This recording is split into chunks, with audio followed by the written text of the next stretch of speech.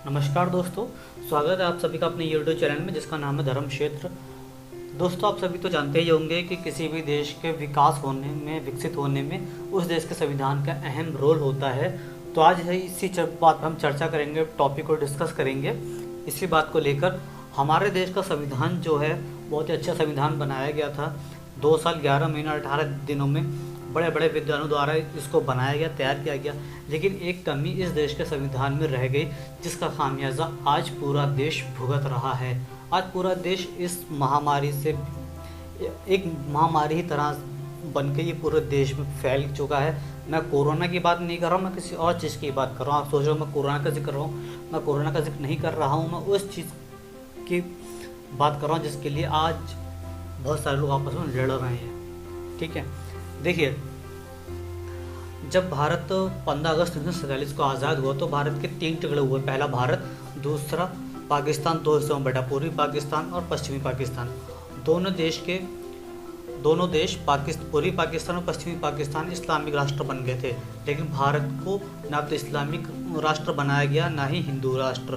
पहले बात, इस्लामिक राष्ट्र बनाने का कोई मतलब ही नहीं है। लेकिन सवाल ये उठता है, हिंदू राष्ट्र घोषित क्यों नहीं किया गया? अगर भारत के 3 टुकड़े हुए और 2 टुकड़ों को आपने हिंदू मुस्लिम राष्ट्र घोषित होने दिया, धर्म के आधार पर इसका विभाजन किया, फिर हिंदू राष्ट्र घोषित क्यों नहीं किया? पहले अफगानिस्तान भी भारत का हिस्सा हुआ करता था, वो भी इस्लामिक राष्ट्र बना। ईरान, इराक भी भारत का हिस्सा हुआ करते थे, वो भी इस्लामिक राष्ट्र हैं। तो सवाल ये उठता है, फिर भारत को हिंदू राष्ट्र क्यों नहीं घोषित किया गया?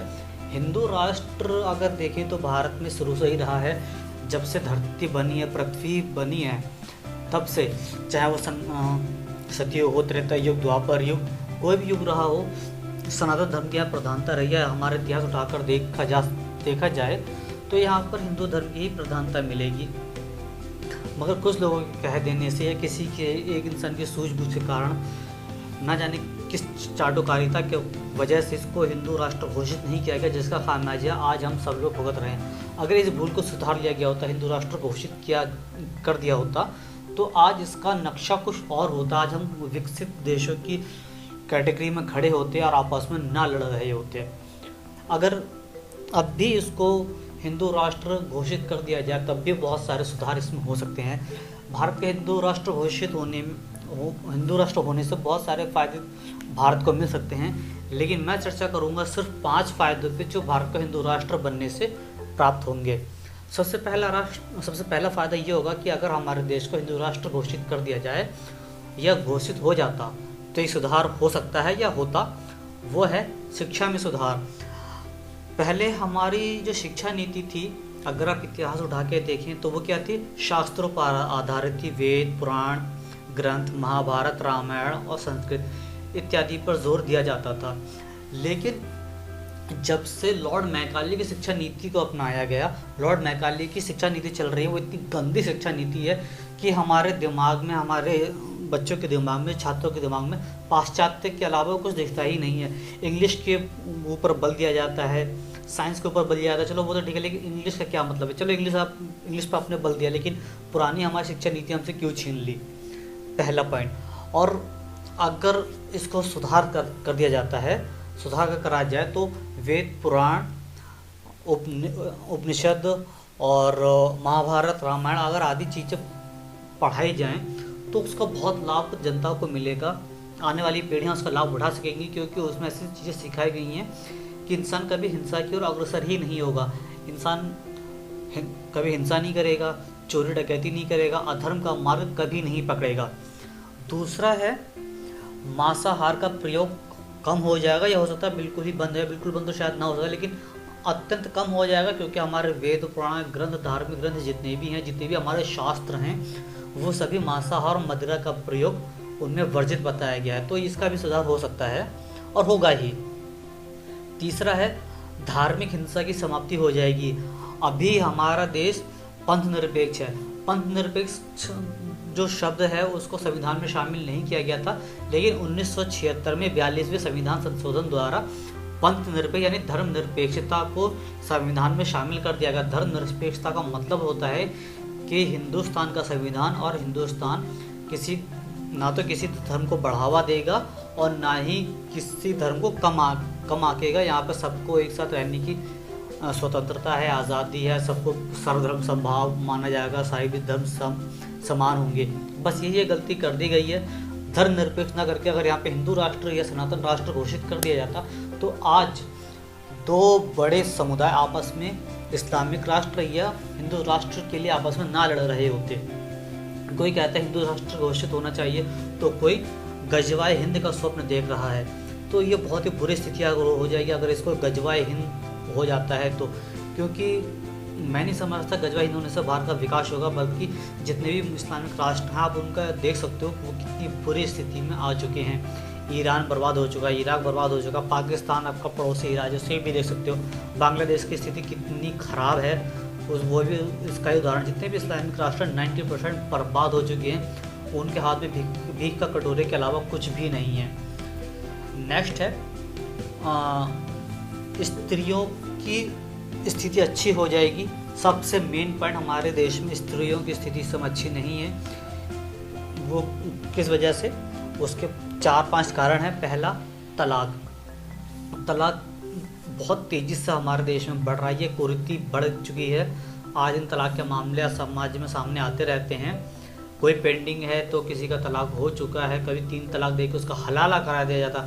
हलाला की इतनी गंदी प्रथा होती है, आप सभी जानते हो। इसके बारे में मैं क्या कहूँ, आप खुद ही जानते हो। इसकी जितनी निंदा की जाए उतना कम है। आप जानते होंगे कि तलाक हमारे सनातन धर्म की संस्कृति है ही नहीं, बल्कि इसका अपोजिट में शादी को, विवाह को सबसे पवित्र रिश्ता माना गया है। भगवान रामचंद्र जी हो या फिर कृष्ण भगवान हो, सभी ने शादी तो की मगर तलाक किसी ने नहीं दिया। तलाक तो हमारे सनातन धर्म में मिलता ही नहीं है। किसी ने भी अपनी स्त्री से विवाह करके उसको कभी संबंध विच्छेद आज तक नहीं किया। लेकिन जब से इस्लामिक लोग भारत में आए, इस्लाम धर्म का प्रचार प्रसार हुआ, तब से ये प्रवृत्ति ज़्यादा देखने को मिली है। अगर मैं समझता हूँ अगर भारत में शास्त्र की शिक्षा देना शुरू कर दिया जाए तो ये चीज़ समाप्त हो जाएगी। स्त्रियों की सुधार में आगे बात करें तो हलाला की प्रथा समाप्त हो सकती है, क्योंकि हलाला का भी जिक्र कहीं भी नहीं है। ये बिल्कुल निंदनीय गंदा कृत्य है, क्योंकि स्त्री का सम्मान शास्त्रों में बताया गया पूजनीय है, क्योंकि वो जननी होती है। और जो जननी होती है, जो पूजनीय होती है, उसका आप कई सारे मर्दों का संबंध कैसे बनवा सकते हो? सबसे गलत काम। इसके बाद नेक्स्ट पॉइंट है स्त्री की सुधार में, वो है बलात्कार। बलात्कार के केसेस अगर आप इतिहास में देखेंगे तो हिंदुस्तान के इतिहास में, सनातन इतिहास में ना के बराबर आपको मिलेंगे। 0.9% आपको मिलेंगे, 1% भी नहीं मिलेंगे, 0.9%। और जबकि इस्लामिक साम्राज्य स्थापित होने के बाद बहुत ये इसमें प्रगाढ़ स्थिति से तेज़ी आई थी, बहुत तेज़ी से बढ़ने लगे थे। जब मोहम्मद गौरी के आक्रमण हुए, महमूद गजनवी का आक्रमण हुआ, तो आक्रमण के साथ क्या करते थे? लूटपाट तो करते ही थे, साथ में स्त्री को उठा के ले जाया करते थे, उनका रेप क्या करते थे।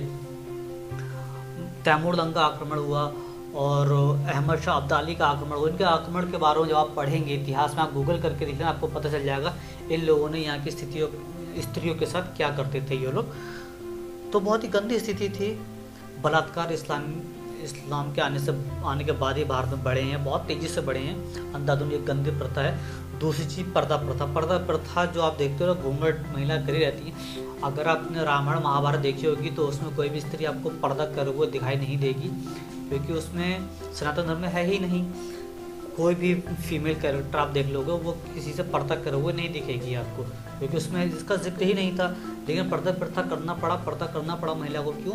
क्योंकि जो इस्लामी धर्म प्रचारक थे, कट्टर थे जो लोग, वो अगर कहीं हिंदुओं की सुंदर स्त्री को देख लेते थे तो उसको उठा कर ले जाया करते थे। इसलिए हिंदू स्त्रियां अपने सर पर पल्लू रखा करती थी, और जब भी उनको घोड़े के टापुओं की आवाज़ आती थी, उनको लगता था कि भाई यहाँ से सेना गुजरने वाली है, सेना आ रही है, तो तुरंत पल्लू को खींच कर अपना चेहरा ढक लिया करती थी, ताकि वो उन्हें ना देख पाएँ और उनका अपहरण ना कर पाएँ। तो ये मैं समझता हूँ बहुत ही गंदी प्रथा है और इनमें सुधार होना चाहिए। सुधार हो सकता है, और भी बहुत सारे फायदे हैं जो सुधार हो सकते हैं अगर भारत हिंदू राष्ट्र घोषित हो जाए तो। सबसे बड़ी कमी मैं यहाँ पे यही कहना चाहूँगा, सबसे बड़ी कमी हमारी कांग्रेस सरकार की यही थी कि 1976 में जब संविधान में संशोधन किया गया, 42 संविधान संशोधन में पंथ निरपेक्ष अर्थात धर्मनिरपेक्षता को जोड़ दिया गया। अगर उसको धर्मनिरपेक्ष या पंथ निरपेक्ष न जोड़ करके सनातन धर्म घोषित कर देते तो उसका फ़ायदा आज हम लोग भी उठा रहे होते और आगे चलकर हमारी पीढ़ियाँ भी उसका फ़ायदा उठाती रहती। लेकिन उम्मीद करते हैं मोदी सरकार से, बीजेपी से, जो समय वर्तमान सरकार से इसकी आशा की जा रही है, लेकिन देखते हैं आगे चल के क्या होता है। ये थे मेरे विचार हिंदू राष्ट्र के संबंध में। अगर आपको वीडियो पसंद आया है तो लाइक कीजिए और चैनल को सब्सक्राइब कीजिए, अपने फ्रेंड्स के साथ भी शेयर कीजिए। So thank you for watching my video.